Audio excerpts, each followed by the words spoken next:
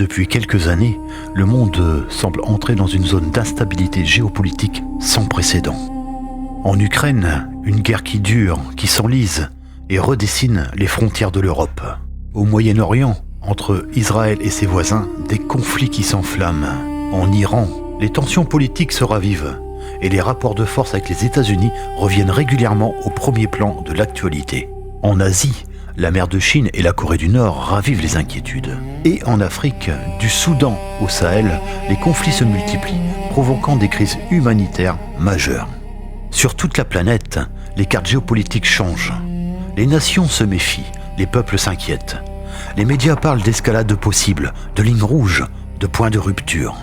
Et dans ce climat d'incertitude, une sensation très étrange s'installe, comme si quelque chose de plus ancien et de plus profond se réveillait. À chaque fois que l'humanité traverse une période de chaos, les mêmes récits mystiques réapparaissent. Les mêmes images, les mêmes peurs, des prophéties de fin des temps, les anciens mythes et les dieux de la guerre refont surface. C'est ce que nous allons explorer et analyser dans cette vidéo. Avant de continuer cette histoire, n'hésite pas à t'abonner à ma chaîne, à me laisser un commentaire et à me mettre un petit pouce bleu. Dans toutes les civilisations, la guerre a un visage, un nom, une divinité. Chez les Grecs, c'est Arès, l'incarnation brute de la violence. Il ne représente ni la stratégie, ni l'honneur, mais la fureur incontrôlable, celle qui dévore tout sur son passage. À l'opposé, Athéna symbolise la guerre réfléchie, la tactique et la décision froide. Elle incarne la nécessité, mais pas la destruction. Dans les terres du Nord, Odin observe les batailles comme un cycle inévitable. Car, pour les peuples vikings, la guerre n'est pas une fatalité, c'est un destin, un passage obligé vers le Valhalla. En Inde, le Kartikeya est un jeune dieu guerrier. Il combat pour purifier le monde du chaos. La guerre n'est pas seulement une destruction, elle devient une transformation.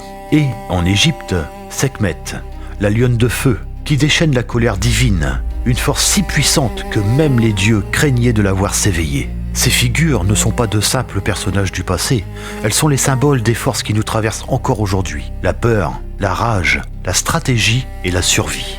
Quand le monde s'embrase, ces archétypes reviennent, comme si les anciens dieux murmuraient encore à travers nos conflits. Quand les hommes voient le monde vaciller, ils imaginent une bataille ultime, un affrontement final entre l'ordre et le chaos. Dans les pays nordiques, cela s'appelle le Ragnarok. En fait, ce sont les dieux qui tombent au combat. Des géants se lèvent et le monde brûle. Puis, il renaît purifié. Dans les traditions abrahamiques, c'est l'Armageddon. En fait, c'est un combat entre la lumière divine et les ténèbres. Une lutte cosmique féroce qui annonce une nouvelle ère, une renaissance. En Inde, le Kali Yuga décrit un monde plongé dans la discorde, la corruption et la violence, avant qu'un nouveau cycle ne commence.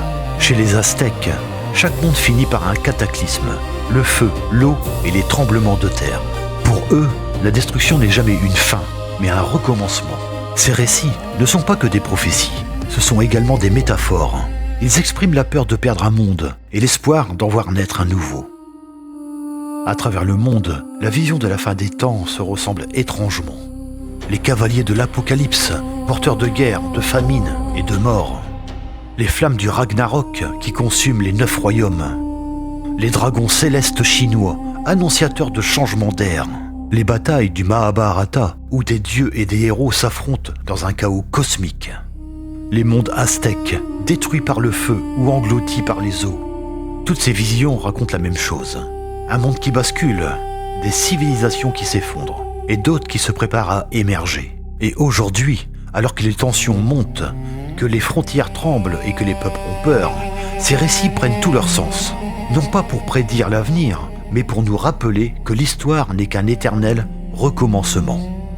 Les dieux de la guerre ne sont jamais vraiment partis. Ils patientent dans l'ombre, silencieux, jusqu'à ce que les hommes les provoquent à nouveau. Et aujourd'hui, alors que les nations tremblent et que les frontières s'effritent, leur pas résonne à travers nos peurs. Car les mythes ne sont pas que des histoires anciennes. Ce sont des avertissements, des échos d'un passé qui entrent en résonance. Lorsque le monde vacille, les mêmes forces reviennent chuchoter à l'oreille de nos dirigeants. Les mêmes ombres se lèvent, les mêmes récits s'imposent. Comme si l'humanité était condamnée à rejouer encore et encore la même tragédie.